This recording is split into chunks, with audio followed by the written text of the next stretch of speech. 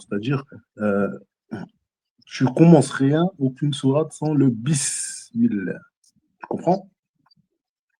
Il y a le baba et il y a les bébés. Ils sont petits pour l'Occident, on va dire. Exactement. Ah, Ouais, puis c'est, si je peux me permettre de prendre la parole, bah oui. Bismillah. oui, le point sous le bas, comme me dirait le frère V, le bas, c'est la première lettre du Coran dans Bismillahirrahmanirrahim. Et sans le point sous le bas, ça pourrait être une autre lettre. Ça pourrait être un ta, ça pourrait être un fa.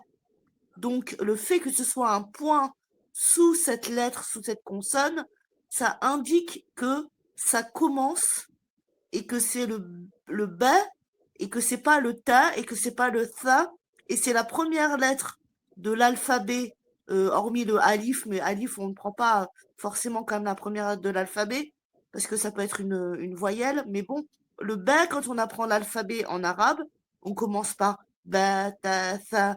C'est la première lettre de l'alphabet en arabe et c'est la première lettre du Coran dans Bismillahirrahmanirrahim, dans la Fatiha, et le point sous le bas, ça indique que cette lettre, c'est le bas.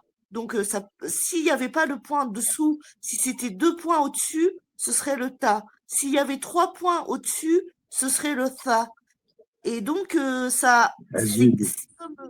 comme c'est le secret du livre de Allah, c'est la clé, c'est celui